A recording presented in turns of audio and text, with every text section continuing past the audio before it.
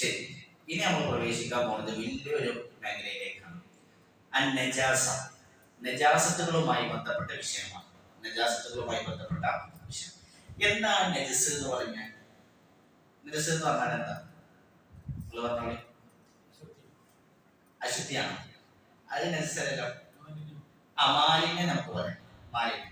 അപ്പൊ മാലിന്യ നജസ് എന്ന് പറയുമ്പോൾ മീൻ കഴുകിയ വെള്ളം അത് നജസാണ്. അത് മാലിന്യല്ലേ? ചളി നജസാണ്, മാലിന്യം.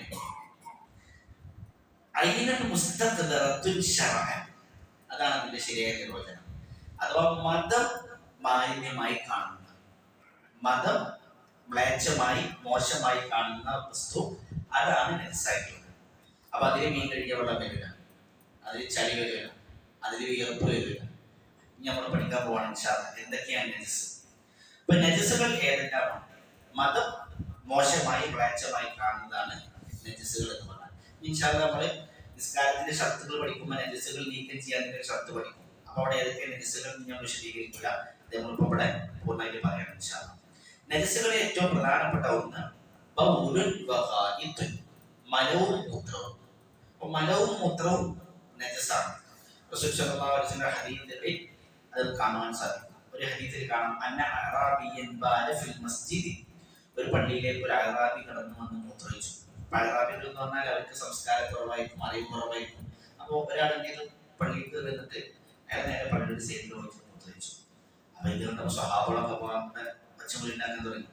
അപ്പൊ റസൂൽ സല്ലല്ലാഹു അലൈഹി വസല്ലം വിലക്കി. റസൂൽ തടഞ്ഞു. കാരണം അയാൾ ഒഴിച്ചു തുടങ്ങിയത്. അപ്പൊ റസൂൽ തടഞ്ഞു. എന്നിട്ട് അയാളുടെ മൂത്രം വഴി കഴിഞ്ഞപ്പോൾ റസൂൽ സല്ലല്ലാഹു അലൈഹി വസല്ലം പറഞ്ഞു, ആ മൂത്രത്തിന്റെ മുകളിൽ കൂടെ ഒരു പാത്രം വെള്ളം കൂടെ നയിക്കാൻ റസൂൽ സല്ലല്ലാഹു അലൈഹി വസല്ലം പറഞ്ഞു. വെള്ളം കൂടെ നയിക്കാൻ പറഞ്ഞ എന്തുകൊണ്ടാണ്? അത് നജസായത് കൊണ്ടാണ്. അപ്പൊ മൂത്രം നജസാണെന്ന് മനസ്സിലാക്കാം. അതുപോലെ മറ്റൊരു ഹദീസ് നമ്മൾ ശ്രദ്ധിക്കേണ്ട ഒരു ഹദീസാണ്. റസൂൽ സല്ലല്ലാഹു അലൈഹി വസല്ലം മക്കയിലോ മദീനയിലോ ഒരു തോട്ടത്തിന്റെ അടുത്ത് കൂടെ നടന്നു പോവുകയാണ്. ഖബറിൽ ശിക്ഷിക്കപ്പെടുന്ന രണ്ടാൾക്കാരുടെ ശബ്ദം റസൂൽ സല്ലല്ലാഹു അലൈഹി വസല്ലം കേട്ടു. അപ്പോൾ റസൂൽ പറഞ്ഞു, ഇവരെന്താണ്? ഇവര് വലിയ കാര്യത്തിനും തന്നെ ശിക്ഷിക്കപ്പെടുന്നത്. ഒന്നാമത്തെ ആള് അയാളുടെ മൂത്രത്തിൽ നിന്ന് മറ സ്വീകരിക്കുമായിരുന്നില്ല. അപ്പൊ മൂത്രയിക്കുമ്പോൾ അയാൾ മറ സ്വീകരിക്കുമായിരുന്നില്ല. മറ്റൊരു റിപ്പോർട്ടിലുള്ളത് മൂത്രത്തിൽ നിന്ന് അയാൾ നന്നായി ശുദ്ധിയാക്കുമായിരുന്നില്ല. അപ്പൊ നമ്മൾ മൂത്രയിക്കുമ്പോൾ എന്ത് ചെയ്യും? അത് മേടിച്ച് ധരിക്കും അല്ലെ? നമ്മളിപ്പോ പല ബാത്റൂമുകളിൽ കയറിയാൽ അവിടെ ചിലപ്പോ നമുക്ക് നിന്ന് മൂത്രയിക്കണ്ടേ? അപ്പൊ അങ്ങനെ സന്ദർഭങ്ങളിലൊക്കെ ചിലപ്പോ മൂത്രം പാനിലേക്ക് തന്നെ തെറിക്കും. അപ്പൊ അതൊക്കെ നമ്മൾ നല്ലോണം ശ്രദ്ധിക്കണം. അങ്ങനെയുള്ള ഒരാൾ ഖബറിൽ ശിക്ഷിക്കപ്പെടുന്നത് റസൂൽ സല്ലല്ലാഹു അലൈഹി വസല്ലം കേട്ടതാണ്. അപ്പൊ അത് മൂത്രം നജസാനിലേക്ക് തെളിവാണെന്നൊക്കെ. അതുപോലെ തന്നെ മറ്റൊരു ഹദീസിൽ റസൂൽ സല്ലല്ലാഹു അലൈഹി വസല്ലം പറയാണ്, ഇദാ വഖഅ അഹദുകും ബിനഅലൈഹി അൽഅദ, മലം അത് നിങ്ങളുടെ ചെരുപ്പിലായി കഴിഞ്ഞാൽ, ഒരാൾ അതിൽ ചവിട്ടി കഴിഞ്ഞാൽ മണ്ണ് അതിനെ ശുദ്ധീകരിക്കും. അപ്പൊ അതിന്റെ അർത്ഥം എന്താ? അത് മ്ലേച്ഛമായിട്ടാണ്. അപ്പൊ മലവും മൂത്രവും ഇത് രണ്ടും നജസാണ്. മലവും മൂത്രവും ഇത് രണ്ടും നജസാണ്. മനുഷ്യൻ്റെതായിട്ട് പറയുന്നത്, മനുഷ്യന്റെ മലവും മൂത്രവും ഇത് രണ്ടും നജസാണ്. എന്നാൽ അതിൽ ഇളവുള്ള ഒന്നുണ്ട്.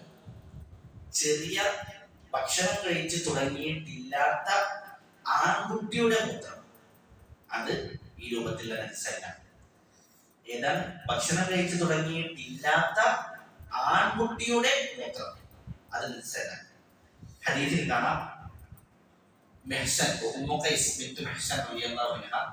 അവരുടെ ചെറിയ കുട്ടികളുമായിട്ട് റസൂലിന്റെ അടുത്തേക്ക് വരുന്നുണ്ട്. അപ്പൊ ആ കുട്ടിയാണ്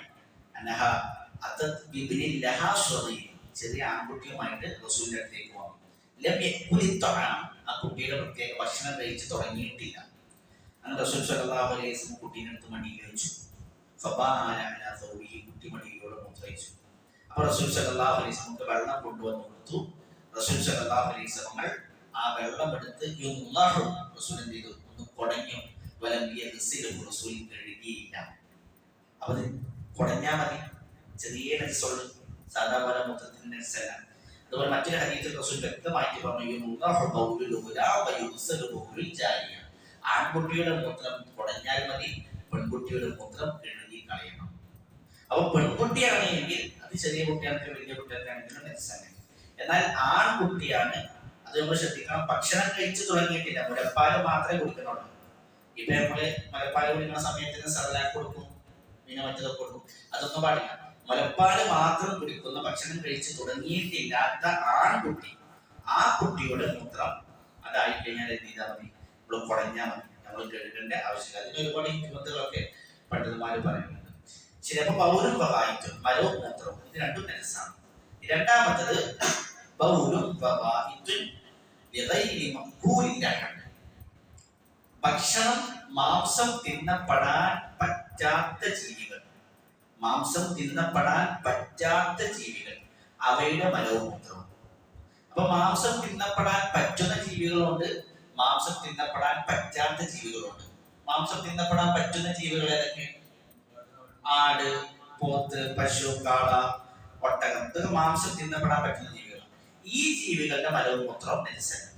എന്നാൽ മാംസം തിന്നാൻ പറ്റാത്ത ജീവികൾ, പുലി, കടുവ, ആന, ഇങ്ങനത്തെ ജീവികളൊക്കെ, സിംഹം, ഇതിന്റെ പൂച്ച പറ്റില്ല, ഈ ജീവികളുടെ ഒക്കെ മലവും മൂത്രവും എന്താണ്? നെജസാണ്. അപ്പൊ അതാണ് മാംസം തിന്നപ്പെടാൻ പറ്റാത്ത ജീവികൾ, അതിന്റെ മലവും മൂത്രവും നെജസാണ്. എന്താണ് തെളിവ്? ഇപ്പൊ തെളിവിലേക്ക് പോകണമെങ്കിൽ നമുക്ക് ആദ്യം മാംസം തിന്നപ്പെടാൻ പറ്റുന്ന ജീവി ഏതാണ്, പറ്റാത്ത ജീവി ഏതാണെന്ന് കാണാം. അപ്പൊ നമുക്ക് അതൊന്ന് മനസ്സിലാക്കാം. മാംസം തിന്നപ്പെടാൻ പറ്റാത്ത ജീവികൾ ഏതൊക്കെയാണ്? റസൂൽ സല്ലല്ലാഹു അലൈഹി വസല്ലം ഹദീസിൽ തന്നെ പറഞ്ഞിട്ടുണ്ട്. അതിലൊന്ന് തേറ്റയുള്ള ജീവികളാണ്. ഈ തേറ്റ മനസ്സിലായി, സിംഹത്തിനും പുലിക്കൊക്കെ ഉണ്ടാവില്ല, വേട്ടയാടുന്ന പല്ല്, അതാണ് തേറ്റ. ഈ തേറ്റയുള്ള ജീവികൾ, ആ ജീവികളെ ഭക്ഷിക്കൽ അനുവദനീയമല്ല. അതേപോലെ തന്നെ പക്ഷികളുടെ കൂട്ടത്തിൽ ഈ നഖം കൊണ്ട് ഇരപിടിക്കുന്ന ജീവികളില്ലേ, ഇപ്പൊ പരുന്ത്, കഴുകൻ, അങ്ങനത്തെ ജീവികളൊക്കെ, അങ്ങനത്തെ ജീവികൾ, അങ്ങനെ ഈ നഖം കൊത്തിയിട്ട് അതുകൊണ്ട് ഇരപിടിക്കുന്ന പക്ഷികൾ, ഈ രണ്ട് വിഭാഗത്തിനും തിന്നാൻ പറ്റില്ല. റസൂൽ സല്ലല്ലാഹു അലൈഹി വസല്ലം ഹദീസിൽ നഹാ റസൂലുള്ളാഹി സ്വല്ലല്ലാഹു അലൈഹി വസല്ലം അൻ അക്ലി കുല്ലി ദീനാബിൻ മിനസ് സിബാഹി വഅൻ കുല്ലി ദീ മിഖ്ലബിൻ മിനത് ത്വയ്ർ എന്ന് കാണാം. അഥവാ ഇങ്ങനെ തേറ്റ കൊണ്ട് ഇരപിടിക്കുന്ന ജീവികളെയും, അതുപോലെ തന്നെ ഈ മിഖ്ലബ് കൊണ്ട്, മിഖ്ലബ് പറഞ്ഞാൽ ഈ നഖങ്ങൾ കൊണ്ട് ഇരപിടിക്കുന്ന പക്ഷികളെയും റസൂൽ സല്ലല്ലാഹു അലൈഹി വസല്ലം തിന്നുന്നത് വിരോധിച്ചിരിക്കുന്നു. അപ്പൊ തേറ്റയുള്ള ജീവികൾ, അതില് ഈ പറഞ്ഞ പുലി, കടുവ, ഇതിൽപ്പെട്ടൊക്കെ പറ്റും, പൈല് പൂച്ചപ്പെടും. അങ്ങനത്തെ ജീവികളൊക്കെ എന്താണ്? അങ്ങനത്തെ ജീവികളൊക്കെ നമുക്ക് തിന്നൽ അനുവദനീയമല്ല. നായ ഒക്കെ തേറ്റുള്ള ജീവികളാണ്. അപ്പൊ അങ്ങനത്തെ ജീവികളെ തിന്നൽ അനുവദനീയമല്ല. അതേപോലെ തന്നെ പക്ഷികളുടെ കൂട്ടത്തിലും ഈ പരുന്തും കഴുകനും അതൊക്കെ അതിന്റെ മീൻ പിടിക്കണമൊക്കെ എങ്ങനെ ഇര പിടിക്കണേലെ ആ നഖം കുത്തിയിട്ടാണ്. അപ്പൊ അങ്ങനത്തെ ജീവികളെ തിന്നൽ അനുവദനീയമല്ല. അപ്പൊ രണ്ട് വിഭാഗത്തിൽ നമുക്ക് കിട്ടി. ഒന്ന് തേറ്റ കൊണ്ട് ഇരപിടിക്കുന്ന വന്യമൃഗങ്ങൾ, രണ്ട് നഖം കൊണ്ട് ഇരപിടിക്കുന്ന പക്ഷികൾ. ഇതിന്റെ അങ്ങനെ തിന്നൽ അനുവദനീയമല്ല. ശരി. പിന്നെ മൂന്നാമത്തെ വിഭാഗം റസൂൽ സല്ലല്ലാഹു അലൈഹി വസല്ലം ഹദീസിൽ കാണാം, നാട്ടുകഴുത. കാട്ടുകഴുതല്ല, നാട്ടുകഴുത, അതിന് തിന്നൽ അനുവദനീയമല്ല. രണ്ട് കാര്യങ്ങൾ റസൂൽ ഹദീസിൽ പറഞ്ഞു. ഒന്ന് നാട്ടുകഴുത, രണ്ട് ചെല്ലാലത്തും. റസൂൽ സല്ലല്ലാഹു അലൈഹി വസല്ലം പറയാണ്, സ്വഹാബി പറയാണ്, നഹാ റസൂലുള്ളാഹി സ്വല്ലല്ലാഹു അലൈഹി വസല്ലം യൗമൽ ഖൈബർ, ഖൈബർ ദിവസം, ഖൈബർ യുദ്ധമല്ല, ഖൈബറിന്റെ അന്ന് റസൂൽ സല്ലല്ലാഹു അലൈഹി വസല്ലം വിരോധിച്ചു അൻ ലുഹൂമിൽ ഹുബുരിൽ അഹ്ലിയ വൽ ജല്ലാലത്തി, ജല്ലാലത്തിനെയും നാട്ടുകഴുതയുടെ മാംസവും റസൂൽ സല്ലല്ലാഹു അലൈഹി വസല്ലം വിരോധിച്ചു. അൻ റുകൂബിഹ വ അൻ അക്ലി ലഹ്മിഹ, അതിന്റെ മാംസം തിന്നാനും പാടില്ല, അതിന്റെ മേൽ യാത്ര ചെയ്യാനും പാടില്ല. അപ്പൊ നാട്ടുകഴുത,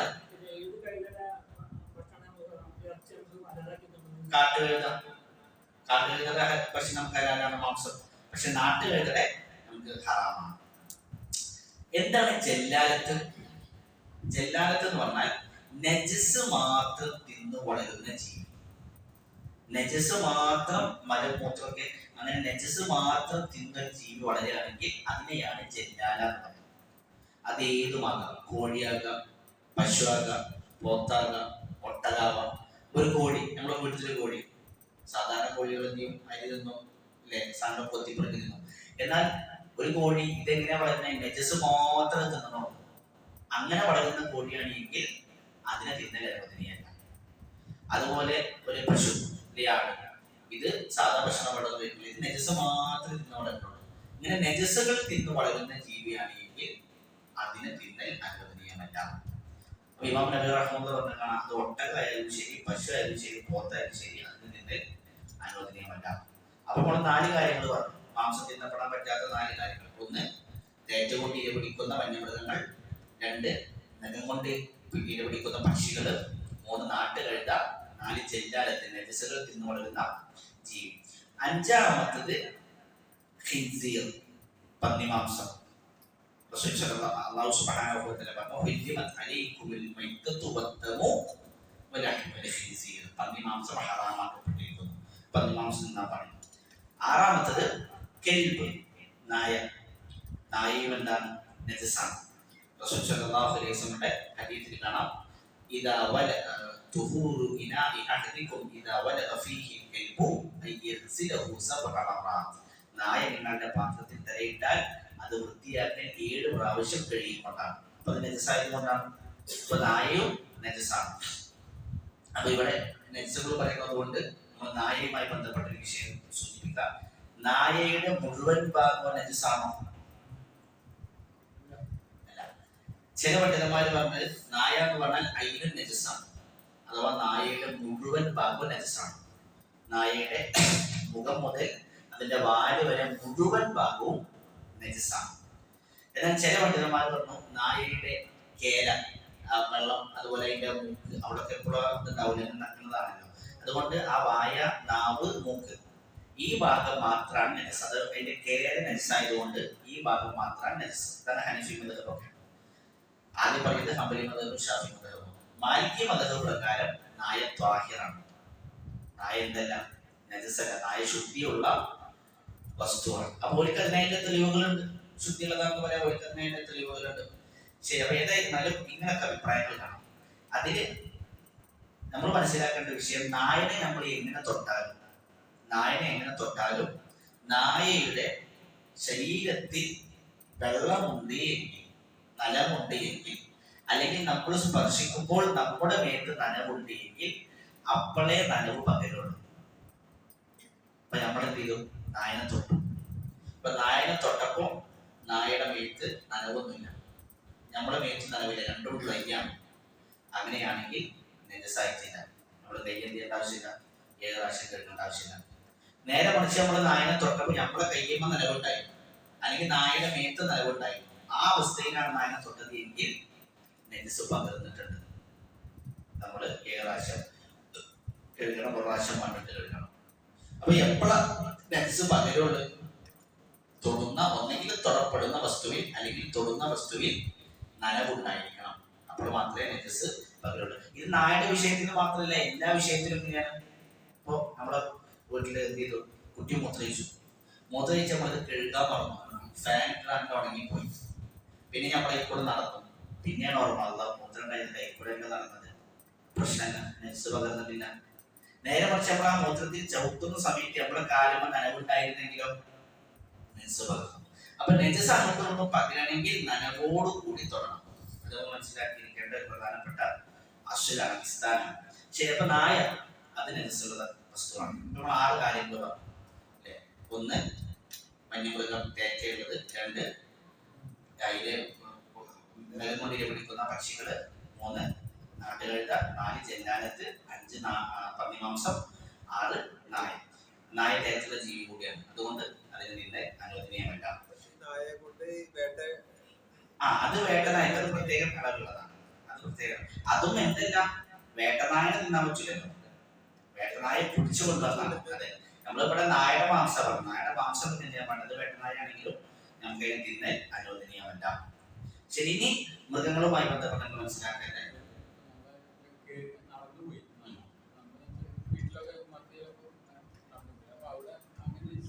അപ്പൊ നമ്മൾ നോക്കുക അവിടെ എന്തെങ്കിലും അടയാളങ്ങളുണ്ടോ നോക്കുക. അടയാളമൊന്നും ഇല്ലെങ്കിൽ രണ്ടും ഡ്രൈ ആയിട്ടല്ലേ തൊട്ടത്.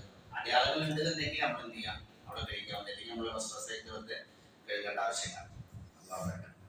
ഇനിയും ആ മൃഗങ്ങളുടെ കൂട്ടത്തിൽ നമ്മൾ മനസ്സിലാക്കാൻ ഒരു കാര്യം, രക്തം വാർന്നു പോകാനില്ലാത്ത ജീവികൾ, രക്തം വാർന്നു പോകാനില്ലാത്ത ജീവികൾ അവയും നജസല്ല. ഇപ്പോ ഈച്ച നമ്മൾ കൊന്നു കഴിഞ്ഞാൽ ഇത് രക്തം വാർന്നു പോകണോ? ഇല്ല. അതുകൊണ്ടാണ് റസൂൽ സല്ലല്ലാഹു അലൈഹി വസല്ലം എന്ത് പറഞ്ഞത്? ഈച്ച നിങ്ങളുടെ ശതാബിയാണെങ്കിലും നിങ്ങളുടെ കുട്ടിയിലേക്ക് വന്ന് ചാടി കഴിഞ്ഞാൽ നിങ്ങൾ അതിനെ മുക്കിയെടുക്കുക, അതിന്റെ ചിറകിലെ അപ്പൊ അത് നെജസായിരുന്നെങ്കിൽ പിന്നെ മുക്കാൻ റസൂൽ പറയൂല. അപ്പൊ അതിലേക്ക് ചേർത്ത് നമുക്ക് എന്താ പറയാ, ഉറുമ്പ്, ഈച്ച, തേനീച്ച, എട്ടുകാരി, ഇതിനൊക്കെ കൊന്നു കഴിഞ്ഞാൽ എന്ത് ചെയ്യില്ല, രക്തം പുറത്തേക്ക് വരില്ല. അപ്പൊ ഇത്തരത്തിലുള്ള ജീവികൾ, രക്തം വാർന്നു പോകാനില്ലാത്ത ജീവികൾ അതിനനുസരിച്ച്. അപ്പൊ നമ്മള് വെള്ളത്തിൽ ഉറുമ്പ് ചാടിച്ചെത്തും, ആ ഉറുമ്പിനെ കളഞ്ഞിട്ട് നമുക്ക് എന്ത് ചെയ്യാം, വെള്ളം കുടിക്കാം, നെജസല്ല. അപ്പൊ ഇതൊന്നും നെജസല്ല. അപ്പൊ ഇതാണ് മൃഗങ്ങളുമായി ബന്ധപ്പെട്ട് മനസ്സിലാക്കാൻ. അപ്പൊ നമ്മൾ പറയുന്നത് ഇത്തരം മൃഗങ്ങൾ ഇവയുടെ മലവും മൂത്രവും നജസാണ്. ഇവയുടെ മലവും മൂത്രവും അഥവാ മാംസത്തിൽ നടാൻ പറ്റാത്ത ജീവികൾ, ഇവയുടെ മലവും മൂത്രവും നജസാണ്. എന്നാൽ മാംസം തിന്നപ്പെടാൻ പറ്റുന്ന ജീവികൾ, ആട്, പശു, ഒട്ടകം, പോത്ത്, അവയുടെ മലവും മൂത്രവും നജസല്ല. അപ്പൊ എന്താണ് അപ്പൊ ഇതിന്റെ തെളിവുകൾ? റസൂൽ സല്ലല്ലാഹു അലൈഹി വസല്ലം മലമൂത്ര വിസർജനത്തിന് പോയപ്പോൾ സ്വഹാബിനോട് പറഞ്ഞു കല്ല് കൊണ്ടുവരാൻ ആവശ്യപ്പെട്ടു. അപ്പൊ സ്വഹാബി തെരഞ്ഞപ്പോൾ 2 കല്ലാണ് കിട്ടുള്ളൂ. ഒന്ന് റൗസത്ത കിട്ടിയത്, അഥവാ കാഷ്ടാണ്. അവ കൊണ്ടുവന്ന് കൊടുത്തു. റസൂൽ സല്ലല്ലാഹു അലൈഹി വസല്ലം ആ കാഷ്ടം എടുത്ത് കളഞ്ഞു. റസൂൽ പറഞ്ഞു ഇത് നജസാണ്, മ്ലേച്ഛമായിട്ടാണ് റസൂൽ പറഞ്ഞത്. അവരാണ് മൃഗങ്ങളുടെ തിന്നപ്പെടാൻ പറ്റാത്ത ജീവികളുടെ കാഷ്ടം നജസാണെന്ന് മനസ്സിലാക്കാം. അതുപോലെ മാംസം തിന്നപ്പെടാൻ പറ്റുന്ന ജീവികളുടെ മലവും മൂത്രവും നജസല്ല. അതെങ്ങനെ നമുക്ക് മനസ്സിലായത്? റസൂൽ സല്ലല്ലാഹു അലൈഹി വസല്ലം അടുത്തേക്ക് 2 ഗോത്രത്തിലെ ആൾക്കാർ വരുന്നുണ്ട്. അവർ വന്നുകൊണ്ട് റസൂൽ സല്ലല്ലാഹു അലൈഹി വസല്ലമയോട് എന്ന് പറയാം, റസൂലെ ഞങ്ങൾ ഇസ്ലാമിനെ കുറിച്ച് പഠിക്കാൻ വേണ്ടി വന്നാണെന്ന് പറഞ്ഞപ്പോൾ റസൂൽ അവരെ അവിടെ താമസിപ്പിച്ച് ഇസ്ലാം പഠിപ്പിച്ചു കൊടുക്കണം. അപ്പൊ അവര് ശരിക്കും വന്ന് ചതിയുടെ ഒരു തലച്ചോറ് കൊണ്ടാണ്, ചതിയന്മാരെ. അങ്ങനെ ഒരു കുറച്ചു കാലം അവിടെ നിന്നപ്പോൾ റസൂലിനോട് പറഞ്ഞു, റസൂലെ ഞങ്ങൾ ഗ്രാമവാസികളാണ്, ഈ പട്ടണത്തിൽ ജീവിതം ഞങ്ങൾക്ക് പറ്റുന്നില്ല, ഞങ്ങളെ നേതൃത്വത്തിന്റെ അലർജി പോലും വയറൊക്കെ വീർക്കാണ്, നമുക്ക് തിരിച്ചു പോകണം. അപ്പൊ റസൂൽ അവരെ തിരിച്ച് പറഞ്ഞു വെച്ചു. അപ്പൊ റസൂൽ സല്ലല്ലാഹു അലൈഹി വസല്ലം അവർക്ക് ചികിത്സക്കായിട്ട് പറഞ്ഞു കൊടുത്തത് ഒട്ടകത്തിന് കൊടുത്തു. ഒട്ടകത്തിനെ കൂടെ പറഞ്ഞു വെച്ചു. റസൂൽ പറഞ്ഞു, ഈ ഒട്ടകത്തിന്റെ മൂത്രം പാലും നിങ്ങൾ കുടിച്ചുകൊള്ളുക, മൂത്രവും പാലും കുടിച്ചുകൊള്ളുക. അപ്പൊ ഒട്ടകത്തിന്റെ മൂത്രം നജസാണെങ്കിൽ നജസ് കൊണ്ട് ചികിത്സയില്ല, റസൂൽ അങ്ങനെ പറയില്ല. അപ്പൊ അതിന്റെ അർത്ഥം നജസല്ലാതെന്നതാണ്. അത് മാത്രല്ല, ആടിന്റെ ആലയിൽ നിസ്കരിക്കാൻ റസൂൽ സല്ലല്ലാഹു അലൈഹി വസല്ലം അനുവാദം നൽകിയിട്ടുണ്ട്. ആടിന്റെ കൂട് എന്ന് പറഞ്ഞാൽ അതിന് മലമൂത്രം എപ്പോഴും ഉണ്ടാവുമല്ലോ, പക്ഷെ അതിന് നിസ്കരിക്കാൻ റസൂൽ അനുവാദം നൽകിയിട്ടുണ്ട്. അപ്പൊ ഇതൊക്കെ നമുക്ക് അറിയിക്കുന്നത് മാംസം തിന്നപ്പെടാൻ പറ്റുന്ന ജീവികളാണ് എങ്കിൽ ആ ജീവികളുടെ മലവും മൂത്രവും നജസല്ല എന്നതാണ്. നമ്മളിപ്പോ 2 കാര്യങ്ങളാണ് നജസ്. ഒന്ന് മനുഷ്യന്റെ മലവും മൂത്രം, 2 മാംസം തിന്നപ്പെടാൻ പറ്റാത്ത ജീവികളുടെ മലവും മൂത്രം. അപ്പൊ ആ ജീവികളുടെ ഏതൊക്കെയാണ് നമ്മൾ മനസ്സിലാക്കി. ഇനി മൂന്നാമത്തത് ഖംർ, കള്ള്. കള്ളിനെ അല്ലാഹു സുബ്ഹാനഹു വ തആല യായുദ്ദിനാമനു ഇന്നമൽ ഖംറു വൽ മൈസിറു വൽ അൻസാബ് വൽ അസ്ലാമു റിജ്സുൻ മിൻ അമലി ശൈത്വാൻ. ഈ സാധനങ്ങളൊക്കെ, കള്ള്, ചൂതാട്ടം, അമ്പുകോലുകൾ, പ്രതിഷ്ഠകൾ, ഇതൊക്കെ എന്താണ്? ഇതൊക്കെ റിജ്സാണ്, മ്ലേച്ഛമായിട്ടാണ് പറഞ്ഞത്. എന്നാൽ ഒരു വിഭാഗം പണ്ഡിതന്മാരുടെ അഭിപ്രായം കള്ള് നജസല്ലാത്തതാണ്. പക്ഷെ ഒരു വിഭാഗം പണ്ഡിതന്മാരെ പറഞ്ഞത് മദ്യം നജസാണ്. അപ്പോൾ വസ്ത്രത്തിലായാലും എന്ത് ചെയ്യണം? കഴുകി വൃത്തിയാക്കണം എന്നാണ് ഒരു വിഭാഗം പണ്ഡിതന്മാരുടെ അഭിപ്രായം. 4-മത്തത് മൈത്തത്ത്, ശവങ്ങൾ. അപ്പൊ ശവം നജസാണ്. അത് മാംസം തിന്നപ്പെടാൻ പറ്റുന്ന ജീവിയാണെങ്കിലും പറ്റാത്ത ജീവിയാണെങ്കിലും ശവമാണെങ്കിൽ അത് നജസാണ്. അല്ലാഹു സുബ്ഹാനഹു വ തആല മൈത്തത്തിനെ, ശവത്തെ നിങ്ങളുടെ മേൽ ഹറാമാക്കിയിരിക്കുന്നു. അപ്പൊ ശവം അത് ഹറാമാണ്. അപ്പൊ നമ്മുടെ വീട്ടിലെ കോഴി, ആ കോഴി എന്ത് ചെയ്തു? അത് ചത്തു, വെറുതെ ചത്തു, അത് ശവമാണ്. അതിനെ മുമ്പിൽ തിന്നാൻ പറ്റൂല. നേരെ മറിച്ച് നമ്മൾ ബിസ്മില്ലാ അർത്ഥതാണെങ്കിലോ അത് അർക്കപ്പെട്ടതാണ്, അതുകൊണ്ട് അതിനെ നമുക്ക് തിന്നാം. അപ്പൊ ശവങ്ങളുടെ കൂട്ടത്തിൽ ഏറെക്കുമ്പോൾ അല്ലാഹു സുബ്ഹാനഹു വ തആല പ്രത്യേകം പറഞ്ഞ ചില കാര്യങ്ങളുണ്ട്. അല്ലാഹു പറഞ്ഞു,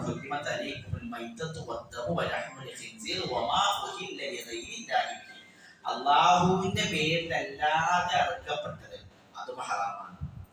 അപ്പൊ ബദരീങ്ങളെ പേരില് ഇനി റമദാൻ കഴിഞ്ഞ ബദരീങ്ങളെ പേരിൽ അറവ് നടക്കും. ആ അർക്കപ്പെട്ടത് നമുക്ക് തിന്നാൻ പറ്റില്ല, അത് നജസാണ്. അപ്പൊ അള്ളാഹുവിന്റെ പേരിലല്ലാതെ അറുക്കപ്പെട്ടത് നമുക്ക് തിന്നാൻ, ആ ബിസ്മില്ലി അറുത്താലും പറ്റില്ല. കാരണം ആ അർത്ഥം ആർക്ക് വേണ്ടിയിട്ടാണ്? ആ നിയ്യത്ത് ബദരീങ്ങൾക്ക് വേണ്ടിയിട്ടാണ്. അപ്പൊ അതുകൊണ്ട് അള്ളാഹുവിന്റെ പേരിലല്ലാതെ അറുക്കപ്പെട്ട മാംസം അത് നജസാണ്, അത് നമുക്ക് തിന്നാൻ പാടില്ല, തിന്നാൻ പാടില്ല, നജസാണ്. അതേപോലെ അല്ലാഹു സുബ്ഹാനഹു വ തആല പറഞ്ഞു, പിന്നെ വൽ മൗഖൂദത്തു വൽ മുൻഖനിഖത്തു. മുൻഖനിഖത്ത് പറഞ്ഞാൽ കുടുങ്ങിച്ചത്, എവിടെയെങ്കിലും കുടുങ്ങിച്ചെത്താൽ അത് ശവാണ്. വൽ മൗഖൂദത്തു തല്ലിക്കൊന്നത്, വൽ മുതറദ്ദിയത്തു വീണ് ചത്തത്, വൽ നദിയഹത്തു മറ്റു മൃഗങ്ങളുടെ കുത്തേറ്റ് ചത്തത്, വമാ അക്ലു സബഉ വന്യമൃഗം പിടിക്കപ്പെട്ടത്, വന്യമൃഗം തിന്നത്. ഈ സംഭവങ്ങളെല്ലാം നജസാണ്, ശവാണ്. അപ്പൊ നമ്മളുടെ കോഴി എന്ത് ചെയ്തു? വീടിന്റെ മുകളിൽ അതിന് വീണപ്പോൾ ചത്തു. അത് പാറും, പക്ഷെ നമ്മള് സങ്കല്പത്തിന്റെ വലത് വീട്ടിൽ ചത്തു. അത് ചത്തു കഴിഞ്ഞാൽ ശവായി, നമുക്ക് എന്ത് ചെയ്യാൻ പറ്റില്ല.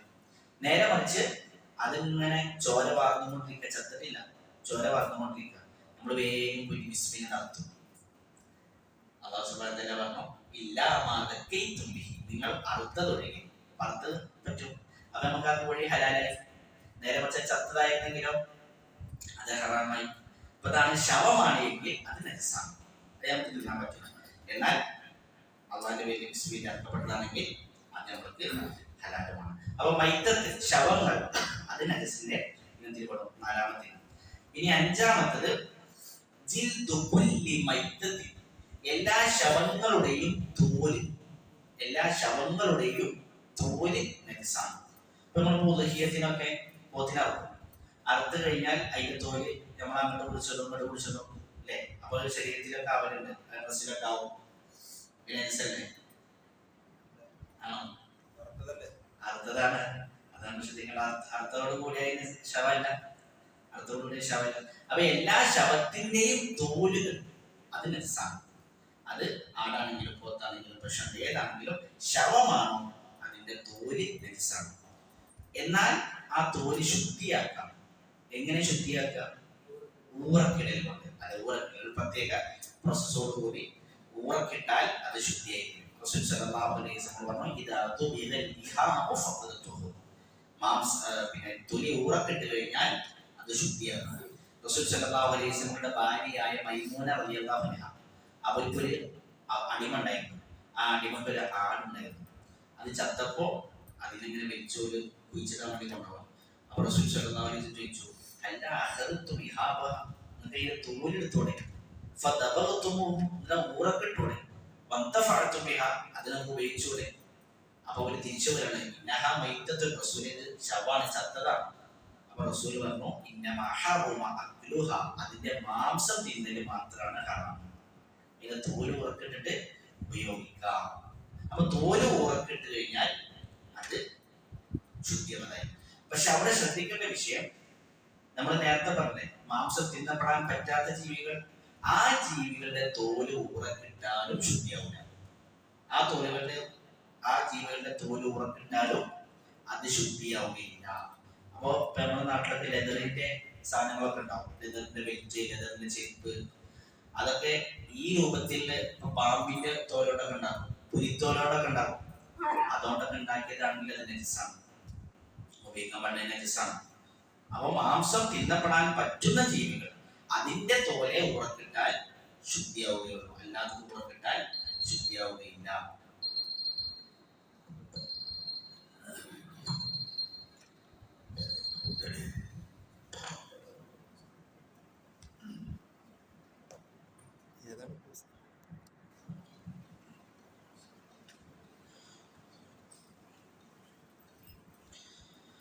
അടുത്തത് അളുമു കുല്ലി മൈത്തത്തിൻ, എല്ലാ ശവങ്ങളുടെയും അളുമ്, എല്ലുകൾ. ഭൂരിഭാഗം മറ്റുമാരുടെ അഭിപ്രായമാണ്, അതിൽ ശരിയായ അഭിപ്രായ പ്രകാരം ശവങ്ങളുടെ എല്ലുകൾ നജസല്ല എന്നതാണ്. അപ്പൊ എല്ല്, നഖം, ഇതൊന്നും എന്തല്ല, നജസല്ല എന്നുള്ളതാണ്, ശുദ്ധിയുള്ളതാണെന്നുള്ളതാണ് പ്രബലമായ അഭിപ്രായം. അല്ലാഹു. അപ്പൊ ഇത്രയും വിഷയങ്ങളാണ് മൃഗങ്ങളുമായി ബന്ധപ്പെട്ട് നമുക്ക് മനസ്സിലാക്കേണ്ടത്. ഇനി നജസിന്റെ ഇനത്തിൽ പെടുന്ന മറ്റൊന്നാണ് മദി. മതി നമ്മൾ എന്താണ് വിശദീകരിച്ചിരുന്നു, വുളു മുറിയുന്ന കാര്യങ്ങൾ പറഞ്ഞപ്പോൾ മതി പറഞ്ഞിരുന്നു. നമുക്ക് വികാരങ്ങൾ ഉണ്ടാകുമ്പോൾ, ലൈംഗികമായ ചിന്തകൾ ഉണ്ടാകുമ്പോൾ, അതിന്റെ തുടക്കത്തിൽ അല്ലെങ്കിൽ ലൈംഗികമായ സ്പർശനങ്ങൾ ഉണ്ടാകുമ്പോൾ, സംസാരങ്ങൾ ഉണ്ടാകുമ്പോഴൊക്കെ പുറത്തേക്ക് വരുന്ന ദ്രാവകം അതാണ് മതി. മതി പുറപ്പെട്ടു കഴിഞ്ഞാൽ അത് നജസാണ്, കഴുകി വൃത്തിയാക്കണം. അതുപോലെ തന്നെയാണ് വദീ. വദീ എന്ന് പറഞ്ഞാൽ ഒരാൾ മൂത്രമൊഴിച്ച് കഴിഞ്ഞാൽ അവസാനത്തിൽ ചില ആൾക്കാർ ഇങ്ങനെ വരുന്ന ഒരു ദ്രാവകം, അത് മൂത്രത്തിന് അതേ ഹുക്കുമാണ്, അതും നജസാണ്, കഴുകി വൃത്തിയാക്കണം. അതുപോലെ മനിയ്, ശുക്ലം, വികാരത്തിന്റെ അവസാനത്തിൽ പുറത്തേക്ക് തെറിച്ചു വീഴുന്ന ഇന്ദ്രിയം, അത് നജസാണോ? നജസല്ല. മനി പുറത്തേക്ക് വന്നു കഴിഞ്ഞാൽ നമ്മൾ പറഞ്ഞിരുന്നു വലിയ ശുദ്ധിയാണ്, പക്ഷെ മനി നജസല്ല. മനി നജസാന്ന് പറഞ്ഞ പണ്ഡിതന്മാരുണ്ട്, പക്ഷെ ശരിയായ അഭിപ്രായ പ്രകാരം മനി എന്നല്ല, നജസല്ല. കാരണം മനി നജസാന്ന് പറഞ്ഞാൽ മനുഷ്യന്റെ ഉത്ഭവ മനി എന്നാണ്, അത് ശരിയല്ല. അപ്പൊ മനി എന്നല്ല, നജസല്ല. ശരി, അതിലേക്ക് ചേർത്ത് പിന്നെ പറയാനുള്ളത് സ്വദീദ്.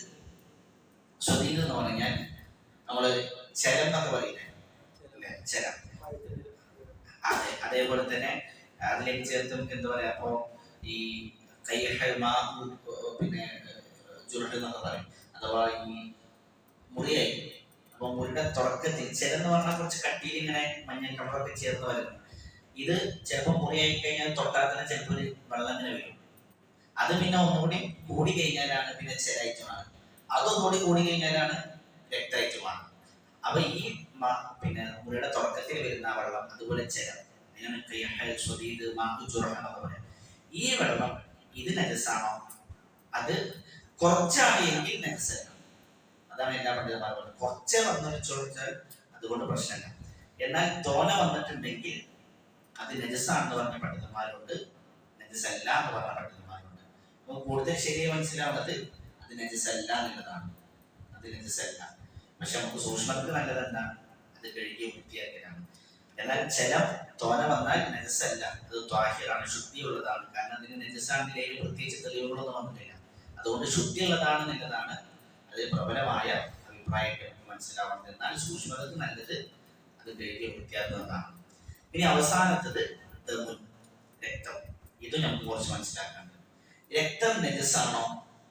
അത് വലിയ വസ്തുതയാണ്. രക്തം നജസാണ്. നജസായ രക്തം അത് ഉറപ്പിച്ച് പറയാൻ പറ്റുന്ന 3 കാര്യങ്ങളുണ്ട്, 3 രക്തങ്ങളുണ്ട്. ഒന്ന് ദമുൻ ഹൈ, ഹൈദിന്റെ രക്തം. 2 ദമുൻ നിഫാസ്, നിഫാസിന്റെ രക്തം. 3 ദമുൻ ഇസ്തിഹാല, ഇസ്തിഹാലത്തിന്റെ രക്തം. ചില സ്ത്രീകൾക്ക് രോഗമായിട്ട് വരുന്ന ഇസ്തിഹാലത്ത്, അതിന്റെ രക്തം. ഈ 3 രക്തം നജസാനിലേക്ക് അഭിപ്രായ വ്യത്യാസമൊന്നുമില്ല, ഇത് ഇത്തിഫാഖാണ്, എല്ലാവരും ഒരേപോലെ പറയുന്ന ഈ 3 രക്തം നജസാണ്. ഇനി മൃഗങ്ങളിൽ നിന്ന് വരുന്ന ചില രക്തങ്ങളുണ്ട്. അപ്പൊ മൃഗങ്ങളെ നമുക്ക് 3 ആയിട്ട് തരംതിരിക്കാം. ഒന്ന് ജീവിച്ചിരിക്കുമ്പോഴും നജസാണ്, മരണപ്പെട്ടാലും നജസാണ്. അങ്ങനത്തെ മൃഗങ്ങളുണ്ടാവും. ജീവിച്ചിരിക്കുന്ന സമയത്തും നജസാണ്, മരണപ്പെട്ട് കഴിഞ്ഞാലും നജസാണ്. ഒരു ഉദാഹരണം, നായ. ജീവിച്ചിരിക്കുമ്പോൾ നജസാണ്, മരണപ്പെട്ടാൽ നജസാണ്. അത്തരം ജീവികളിൽ നിന്ന് വരുന്ന രക്തവും നജസാണ്, ആ ജീവികളുടെ രക്തവും നജസാണ്. രണ്ടാമത്തത് ജീവിച്ചിരിക്കുമ്പോൾ ത്വാഹിറാണ്, എന്നാൽ മരണപ്പെട്ടാൽ അത് നജസാണ്. അങ്ങനത്തെ ജീവിയുടെ ആട്, പശു, പോത്ത് ജീവിച്ചിരിക്കുമ്പോൾ ത്വാഹിറാണ്, മരണപ്പെട്ടാൽ നജസാണ്. അത്തരം ജീവികളിൽ നിന്ന് വരുന്ന രക്തവും നജസാണ്. മൂന്നാമത്തെ ഇനം ജീവിച്ചിരിക്കുമ്പോൾ ത്വാഹിറാണ്, മരണപ്പെട്ടാലും ത്വാഹിറാണ്. മത്സ്യം, അല്ലെ, മത്സ്യം ജീവിച്ചിരിക്കുമ്പോൾ ത്വാഹിറാണ്. നമ്മളെങ്ങനെയായിട്ട് കടഞ്ഞെടുത്ത് ബിസ്മില്ലാഹ് അതിനൊക്കെ ശവായിട്ടാണ് കിട്ടുക. പക്ഷെ നമ്മൾ അതിന്റെ മത്സ്യം, അതിന്റെ രക്തം നമ്മൾ നജസായിട്ടെല്ലാം പരിഗണിക്കാറ്. അപ്പൊ ജീവിച്ചിരിക്കുമ്പോൾ ത്വാഹിറാണ്, മരണപ്പെട്ടാലും ത്വാഹിറാണ്. അങ്ങനത്തെ ജീവികൾ അതിൽ നിന്ന് വരുന്ന രക്തം അത് നജസല്ല, അത് നജസല്ല. അതേ ഇനത്തിൽ തന്നെയാണ് ആരും വരിക, മനുഷ്യൻ. മനുഷ്യൻ എന്ന് പറഞ്ഞാൽ ഒരു ഹയവാൻ, ജീവിയാണ്. മനുഷ്യൻ ജീവിച്ചിരിക്കുമ്പോഴും ത്വാഹിറാണ്, മരണപ്പെട്ടാലും ത്വാഹിറാണ്. മരിച്ചു കഴിഞ്ഞാൽ മനുഷ്യനാരാവില്ല, നജസാവില്ല, മനുഷ്യൻ നജസാവില്ല. ശരി, അപ്പൊ മനുഷ്യനിൽ നിന്ന് വരുന്ന രക്തത്തിന്റെ അവസ്ഥ എന്താണ്? മനുഷ്യനിൽ നിന്ന് വരുന്ന രക്തം അത് നമുക്ക് ഈ പറഞ്ഞ പോലെ തന്നെ 2 ആയിട്ട് പരിഗണിക്കാം. ഒന്ന് കുറച്ച് രക്തം വരിക, കുറച്ച് രക്തം വന്നാൽ പറയും, കുറച്ചാണെങ്കിലും പ്രശ്നമില്ല, അത് നജസായിട്ട് പരിഗണിക്കുക. എന്നാൽ ഒരുപാട് രക്തം വരുന്നുണ്ടെങ്കിൽ അത് നജസായിട്ട് പരിഗണിക്കണം. അതാണ് അതിന്റെ പ്രബലമായ അഭിപ്രായം. അപ്പൊ നമുക്ക് മുറി ഉണ്ടായി, മുറി എന്ത് ചെയ്തു, ഇളകിയിട്ട് രക്തം ഇങ്ങനെ വന്നുകൊണ്ടിരിക്കുകയാണ്, അത് നജസായിട്ട് പരിഗണിക്കണം. എന്നാൽ നമ്മൾ നിസ്കരിക്കുമ്പോൾ ഒരു കൊതു വന്നു, നമ്മളെ കൊതുവിന് കുറച്ച് രക്തം വന്നിട്ടുണ്ടാവും, അതുകൊണ്ട് പ്രശ്നമില്ല. ഇപ്പൊ ചില സ്വഭാവത്തിൽ ഉദ്ധരിക്കപ്പെട്ട കാണാം, നിസ്കരിക്കുമ്പോൾ മുഖക്കുരു പൊട്ടിയിട്ട് കുറച്ച് രക്തം പുറത്തേക്ക് വന്നു, പക്ഷെ അവർ നിസ്കാരത്തിൽ ഇങ്ങനെ തുടർന്നു. അപ്പൊ നജസില്ലാത്തത് കൊണ്ടാണ്. എന്നാൽ അല്ലാഹു സുബ്ഹാനഹു വ തആല നജസുകളുടെ ഇനത്തിൽ ഖുർആനിൽ പറഞ്ഞു ഒഴുകുന്ന രക്തം. അപ്പൊ ഒഴുകുന്ന രക്തമാണ് പ്രശ്നം. അപ്പൊ മുറിയായിട്ട് രക്തം ഇങ്ങനെ ഒഴുകിക്കൊണ്ടിരിക്കുകയാണെങ്കിൽ അത് നജസായിട്ട് പരിഗണിക്കണം. ഇപ്പൊ നമ്മള് ഉദഹ്യത്തിന് പോത്തിനറുത്തു, പോത്തിനറുത്ത് കഴിഞ്ഞാൽ അറക്കുമ്പോൾ തെറിക്ക് രക്തം കുറേ വരും, അത് തവൻ ഒഴുകിക്കൊണ്ടിരിക്കുന്ന രക്തമാണ്. അതിനൊരു തുള്ളി നമ്മുടെ മേത്തായാൽ നജസായിട്ട് പരിഗണിക്കണം. എന്നാൽ രക്തം മുഴുവൻ വാർന്നു, പിന്നെ ആ ഞരമ്പും അങ്ങനെ രക്തം ഉണ്ടാവും, അത് ഒഴുകണമെന്നുണ്ടാവില്ല, അവിടെ രക്തം ഉണ്ടാവും, അത് ത്വാഹിറാണ്. ആ രക്തം പോയി തൊട്ടാലും അത് ത്വാഹിറാണ്, കാരണം അത് ഒഴുകുന്ന രക്തമല്ല, ഒഴുകുന്ന രക്തമാണ് നജസ്. അപ്പൊ നമ്മുടെ മേത്ത് നമ്മൾ എന്ത് ചെയ്തു, നമുക്ക് നിസ്കരിച്ചുകൊണ്ടിരിക്കുമ്പോൾ നമുക്ക് പുറയായിട്ട് ഇങ്ങനെ വെള്ളം ഒഴുകിക്കൊണ്ടിരിക്കുകയാണെങ്കിൽ, രക്തം ഒഴുകിക്കൊണ്ടിരിക്കുകയാണെങ്കിൽ അത് നജസായിട്ട് പരിഗണിക്കണം. അങ്ങനെ കുറച്ചൊഴുകിയെങ്കിൽ അതേപോലെ നജസായിട്ട് പരിഗണിക്കേണ്ട ആവശ്യവുമില്ല. അപ്പൊ ഇത്രയും കാര്യങ്ങളാണ് നജസുകളെ മനസ്സിലാക്കുന്നത്.